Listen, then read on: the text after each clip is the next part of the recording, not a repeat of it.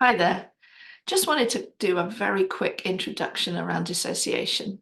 Dissociation is a really important trauma symptom that we understand because it's pretty much always a trauma symptom which is being used in complex trauma. Dissociation is the ability to separate out or switch off or divide in some way our humanity, our being a human, in order to survive that which feels overwhelming to every part of us as a human. Dissociation is often used as a defense mechanism or a coping mechanism in early childhood. If you can't tolerate being there in that here and now, in that relationship with that traumatic experience happening, you have to separate or shut out in some way something that's happening in order to keep going and survive. So dissociation is a very useful and helpful ability to survive things which otherwise as humans we just can't survive. However, it then becomes something that just happens whenever there's any form of reminder of the past terrifying event. And it could be a small sensory reminder. It could be it could be the person, it could be a setting, an environment, any reminder, which is often a subconscious reminder, not a cognitive reminder, causes the person to again go into that place of using those defense mechanisms of dissociation. All of this is unconscious or subconscious processes. This is not processes that happen in our mind. So just a very brief look at some of the symptoms around this. In an understanding of dissociation, really, I believe we have to again use a continuum. So the dissociation continuum would start at one end, and that one end would be something that we would all do from time to time. If we're hyper focused on something, we might kind of shut out everything else in order to hyper focus on getting that essay done, getting that task done, getting that important thing done. We shut out everything else. That's a separation of everything else in order to hyper focus. That's not particularly problematic if it's only used when it's useful in those kind of settings. You could just zone out in the middle of maybe listening to somebody or watching a film, and you might catch yourself thinking, goodness, where did I go? What I missed a bit. Can I rewind? And those are all kind of very normal ways that we cope with unrelenting, difficult, complicated scenarios that mean that we just need to hyper focus on something else for a while because it's too overwhelming for our senses. In the middle of the continuum is where it begins to get problematic, it begins to get difficult, and it's often very hidden in a therapy context.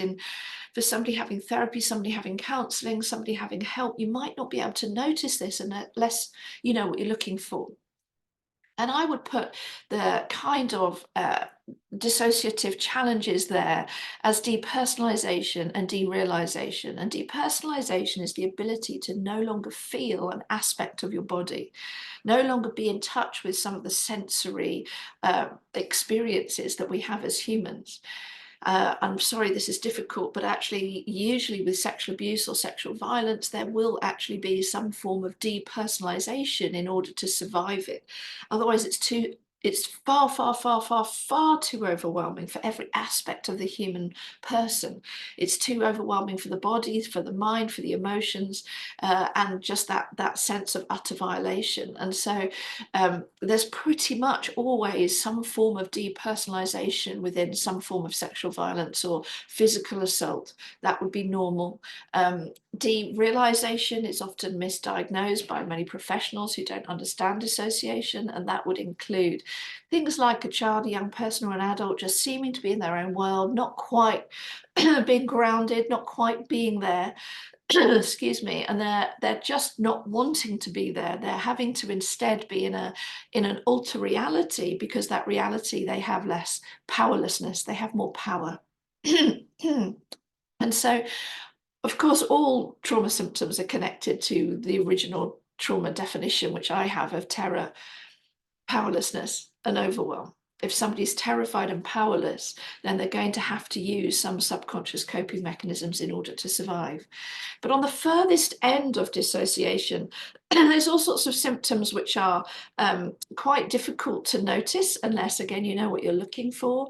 And that would include things like dissociative identity disorder, but also somewhere between probably the middle and the end would be things like when a human ends up feeling so overwhelmed with their experiences, both visually, both in their mind, both in their senses.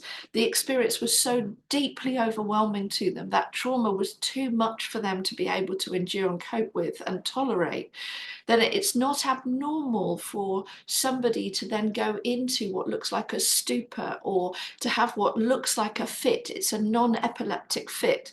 But if they have a fit or they're mute or they're in a stupor, they're just not really there.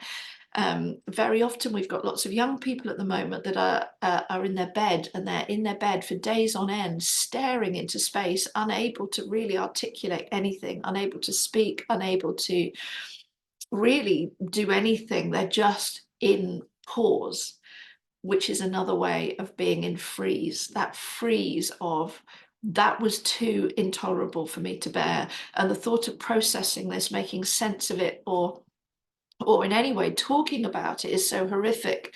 I'm stuck because I can't move forward, but I can't move back and undo what happened to me. So I'm stuck in the here and now.